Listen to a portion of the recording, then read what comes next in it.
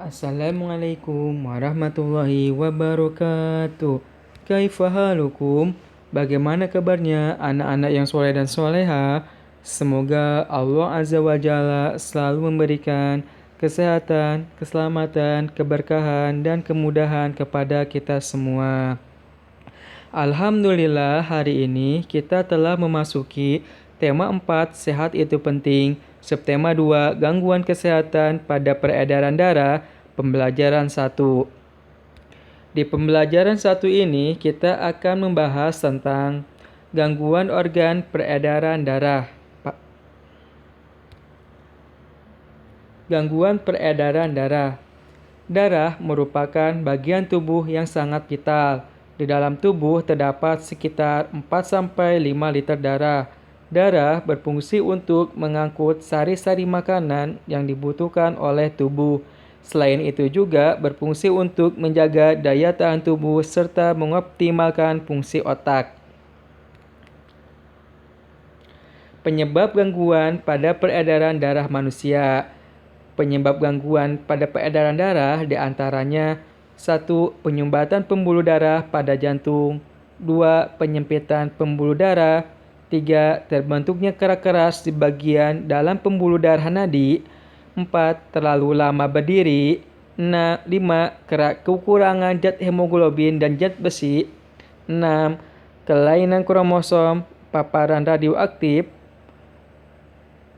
7. Faktor usia. 8. Merokok. Dan yang terakhir, kelainan genetik pada darah.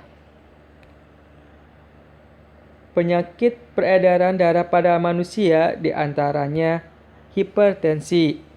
Hipertensi disebut juga dengan darah tinggi. Hipertensi adalah suatu keadaan ketika kondisi tekanan darah yang mengalir pada pembuluh darah melebihi batas normal. Penyebabnya bermacam-macam, diantaranya faktor keturunan, kebiasaan merokok, dan minuman alkohol, serta pola memakan makanan yang berlemak secara berlebihan. Tanda-tanda hipertensi adalah mudah marah, sering merasa pusing, dan kelelahan. Yang kedua, penyakit hipotensi. Penyakit hipotensi adalah kebalikan dari hipertensi, yaitu darah rendah.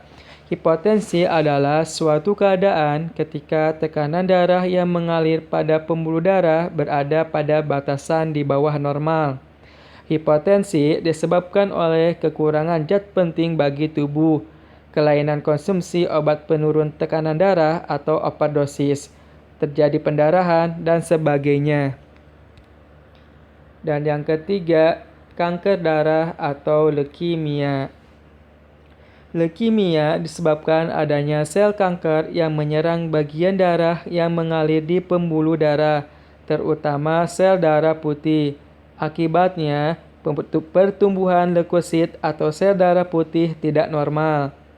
Tanda-tanda leukemia yaitu pendarahan pada hidung yang terus-menerus, penurunan berat badan secara drastis, sering mengeluarkan keringat dingin, dan mudah memar pada anggota badan. Faktor penyebab leukemia antara lain virus karsinogenik, paparan zat radioaktif, konsumsi alkohol, kebiasaan merokok, infeksi zat kimia beracun, dan faktor genetik. 4. Jantung koroner.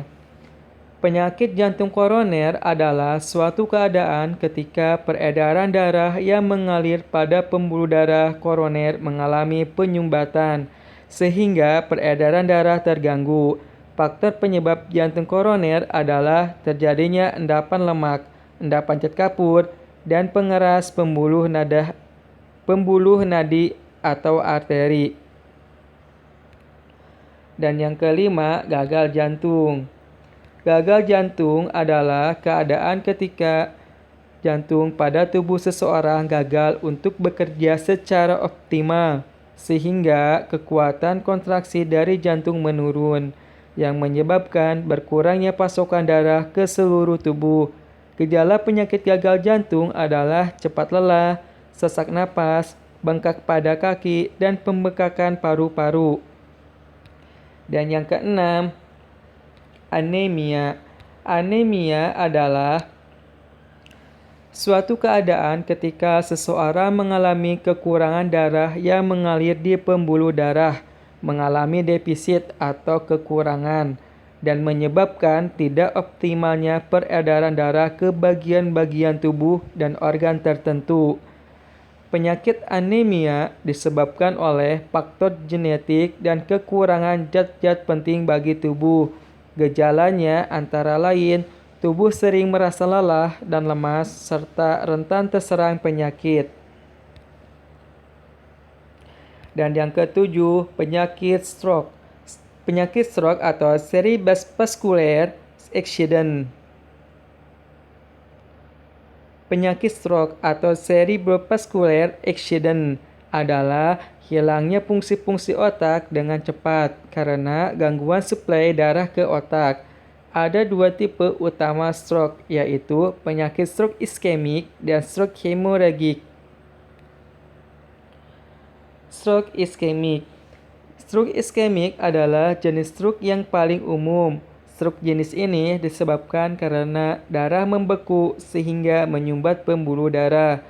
Jenis stroke ini biasanya terjadi pada orang yang sudah lanjut usia. Beberapa penyebab seseorang menderita stroke iskemik adalah tekanan darah tinggi, kegemukan, kadar kolesterol tinggi, diabetes, dan detak jantung tidak teratur. Yang kedua, stroke hemoragik. Stroke hemoragik disebabkan karena pembuluh darah di dalam otak bocor atau pecah sehingga darah mengalir ke otak atau ke permukaan otak.